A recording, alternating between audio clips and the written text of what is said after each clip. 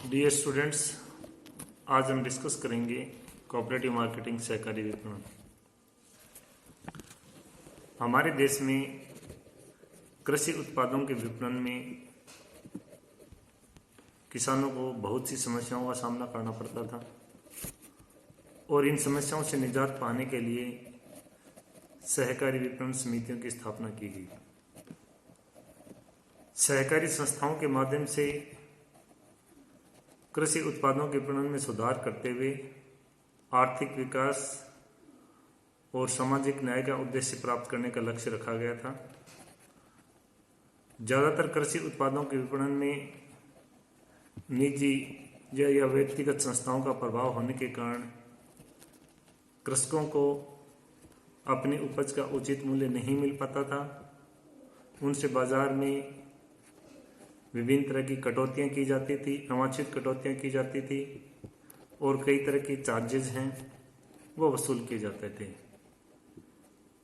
इसलिए सरकार का ये उद्देश्य था कि एक वैज्ञानिक और दक्ष विपणन पद्धति की शुरुआत की जाए जिससे किसानों को अब उनके उत्पाद का उचित मूल्य प्राप्त हो सके। और इसी कड़ी के अंतर्गत जो सहकारी विपणन है उसका आरंभ हुआ। अब सहकारी विपणन से क्या तात्पर्य है? ज़्यादातर जो सहकारी संस्थाएं हैं वो वॉलंटरी बेसिस पे बनाई जाती हैं। जब सहकारी विपणन की बात आती है तो कुछ किसान प्रजातांत्रिक ढंग से स्वैच्छिक रूप से एकत्रित होकर एक संस्था का निर्माण करते हैं जिससे वे अपने उत्पाद को संस्था के माध्यम से उचित कीमत पर बेच सकें। जिस तरह से सहकारी बैंकों की स्थापना की गई थी, ऋण सहकारी समितियों की स्थापना की गई थी, उसी आधार पर सहकारी विपणन संस्थाएं हैं उनका गठन किया गया। इन सहकारी विपणन संस्थाओं के माध्यम से, सहकारी विपणन समितियों के माध्यम से किसान अपने उपज को उचित मूल्य पर बाजार में बेच सकता था। ये जो सहकारी विपणन समितियां हैं ये किसानों से नॉमिनल चार्ज वसूल करती थी और उनके उत्पाद को आगे व्यापारियों या जो सरकार है उसको बेचने का कार्य करती थी। इस तरह से जो उस समय प्रचलित विपणन पद्धति में दोष थे, धीरे धीरे उनका उन्मूलन हुआ और किसान को अपने उपज का उचित मूल्य प्राप्त होने लगा। अब इनके मेन फंक्शंस क्या क्या हैं? सहकारी विपणन समितियों के क्या क्या कार्य हैं? एक तो उचित मूल्य पर किसानों के उपज को विक्रय करना। दूसरा, बाजार में जो विभिन्न तरह की अवांछित कटौतियां थी, जो तरह तरह के चार्जेस वसूल किए जाते थे, उनको बंद करना। तीसरा ये था कि जो किसान अपने उपज को बाजार में लाता है, बेचने के लिए लाता है, उसको ऋण सुविधाएं उपलब्ध करवाना। एक जो उसके समितियों के सदस्य हैं उनके उत्पाद को वैज्ञानिक संग्रहण सुविधा उपलब्ध करवाना। बाजार में आने वाले उत्पाद को, समितियों के सदस्यों के उत्पाद को प्रॉपर ग्रेडिंग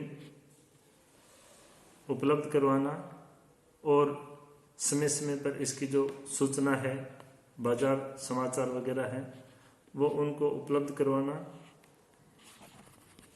विभिन्न प्रकार के जो एजेंट थे, जो मध्यस्थ थे, जिनसे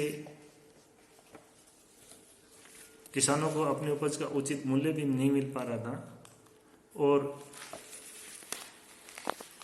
उपभोक्ताओं को भी वो वस्तु है ऊंचे दाम पर मिल रही थी, उनका उन्मूलन करना। तो अल्टीमेटली इस तरह से ये जो कोऑपरेटिव मार्केटिंग, जो सहकारी विपणन समितियों का, इन उद्देश्यों को प्राप्त करने के लिए सहकारी विपणन समितियों की स्थापना की गई थी। जब हम इसकी हिस्ट्री की बात करते हैं तो जो सहकारी विपणन की जो हिस्ट्री है जब सहकारी विपणन समिति अधिनियम 1912 पारित हुआ था, उस समय इसका शुभारंभ हुआ था। सबसे पहले जो सहकारी विपणन समिति है वो 1915 में हुबली में स्थापित की गई थी। उसके बाद 1918 में south Kerala planters cooperative self society Madras provision में इसका शुभारंभ किया गया। 1928 में रॉयल कमीशन ने एक इंडिविजुअल मार्केटिंग की जगह ग्रुप मार्केटिंग का सुझाव दिया। 1931 में सेंट्रल बैंकिंग इंक्वायरी कमेटी है, उसने भी एक जो संगठित विपणन पद्धति है उसको चालू करने का सुझाव दिया था।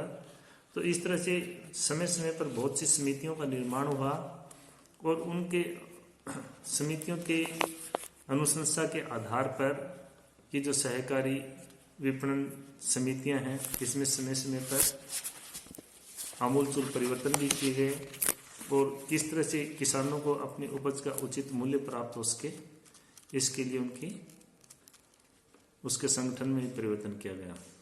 जब इनके टाइप्स की बात करते हैं, सहकारी विपणन समितियों की कितने प्रकार के होते हैं, तो एक तो है single commodity cooperative marketing society. सिर्फ इसमें जो इसके जो सदस्य हैं वो पार्टिकुलर स्पेशलाइज्ड फार्मिंग अडॉप्ट करते हैं और वो एक ही प्रकार की जो वस्तु है उसको उत्पादित करते हैं।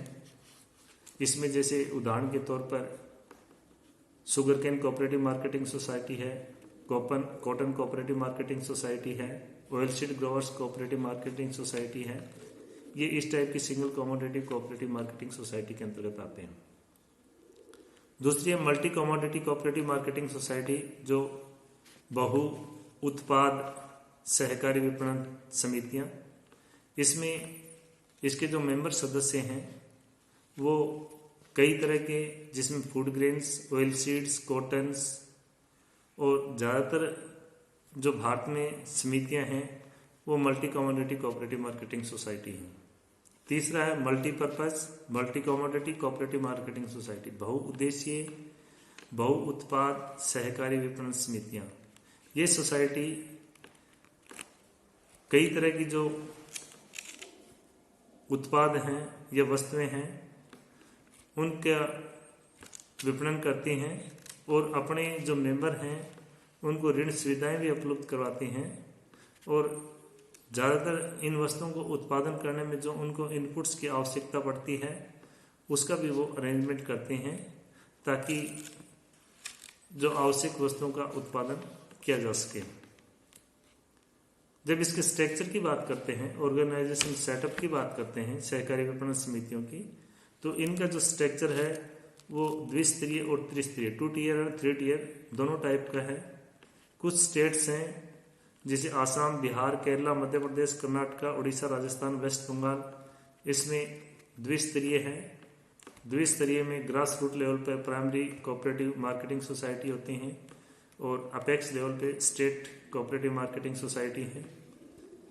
दूसरा त्रिस्तरीय है, उसमें डिस्ट्रिक्ट लेवल पे भी जो district central cooperative marketing society होती हैं। इसमें ज़्यादातर जो 2 टियर हैं इसमें private marketing society taluka level पे हैं और state marketing federation apex level पे हैं। तो इस तरह से जो विपणन समितियां हैं इसमें जब इसकी बात आती है, एक्चुअली कोऑपरेटिव मार्केटिंग कंट्री में जो स्टेट लेवल मार्केटिंग फेडरेशंस हैं वो 199 हैं और जो नेशनल लेवल पे जो काम करता है वो नेफेड है, national agriculture cooperative marketing federation. इसके जो मेंबर्स की जब बात आती है तो 2 टाइप के मेंबर्स हो सकते हैं। एक तो ऑर्डिनरी मेंबर्स हैं जिसमें इंडिविजुअल फार्मर्स हैं, कोऑपरेटिव फार्मिंग सोसाइटीज़ वगैरह होती हैं, सर्विस सोसाइटीज़ हैं उस एरिया में जो काम कर रही हैं, उसमें ये ऑर्डिनरी मेंबर्स के रूप में होते हैं। वे अपने जो भी सोसाइटी है वो उसके जो राइट्स है उसमें पार्टिसिपेट करते हैं और उनके जो प्रॉफिट है और जो डिसीजन मेकिंग प्रोसेस है उसमें भी वो हिस्सा लेते हैं। एक नेशनल मेंबर्स जो होते हैं, दूसरा जो मेंबरशिप है नेशनल मेंबर्स है, जिसमें बिजनेस ज़्यादातर जो बिजनेस कम्युनिटी है वो इसमें जो मेंबर्स हैं इनरोल्ड होते हैं। नॉमिनल मेंबर्स इसमें किसी तरह का जो पार्टिसिपेट नहीं कर सकते हैं और न ही उनके किसी तरह के जो डिसीजंस वगैरह हैं उसमें वो भाग ले सकते हैं। इसके जो आय के स्रोत क्या है, फाइनेंस के क्या स्रोत हैं, इसमें एक तो शेयर कैपिटल्स हैं, जो सदस्य जो फार्मर मेंबर्स हैं या गवर्नमेंट्स हैं या जो कोऑपरेटिव मार्केटिंग सोसाइटीज हैं उनके जो शेयर कैपिटल्स वगैरह होती हैं उसको परचेज करते हैं।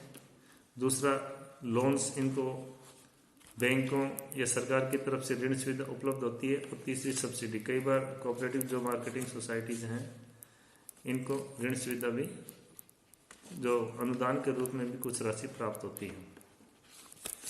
अब इनके फायदे क्या है सहकारी समितियों, सहकारी विपणन समितियों के? एक तो फार्मर्स की जो बार्गेनिंग पावर है वो इंक्रीज होती है, उनको अपने उपज का उचित मूल्य मिलता है। दूसरी ये है कि जो कंज्यूमर और जो प्रोड्यूसर है उनके बीच में डायरेक्ट कांटेक्ट होता है, मिडल मैन लगभग समाप्त हो जाते हैं, इसलिए उपभोक्ताओं को भी वस्तु है वो सस्ती दर पे प्राप्त होती है और किसानों को भी अपने उपज का उचित मूल्य मिलता है। एक इसमें जो ऋण का प्रोविजन भी होता है, किसान अपने सोसाइटी के माध्यम से और ऋण प्राप्त कर सकते हैं ताकि वो अपना उत्पादन में वृद्धि कर सकें। एक ज़्यादातर जो विपणन समितियां हैं वो अपने सदस्यों को सस्ते और आसानी से जो परिवहन सुविधा है वो उपलब्ध करवाती हैं। एक स्टोरेज फैसिलिटीज संग्रहण सुविधा उपलब्ध करवाती हैं, ग्रेडिंग एंड स्टैंडर्डाइजेशन सुविधा उपलब्ध करवाती हैं, विभिन्न तरह की जो बाजार की सूचनाएं हैं वो भी इनको उपलब्ध करवाती हैं। और कई बार तो जो प्रोसेसिंग जो भी एग्रीकल्चर प्रोड्यूस है उनका जो प्रसंस्करण है उसकी सुविधा भी उपलब्ध करवाते हैं। तो इस तरह से हम ये कह सकते हैं कि सहकारी विपणन समिति समितियों को अगर ढंग से संचालित किया जाए तो निश्चित तौर से किसानों को इससे फायदा मिलता है। Thank you.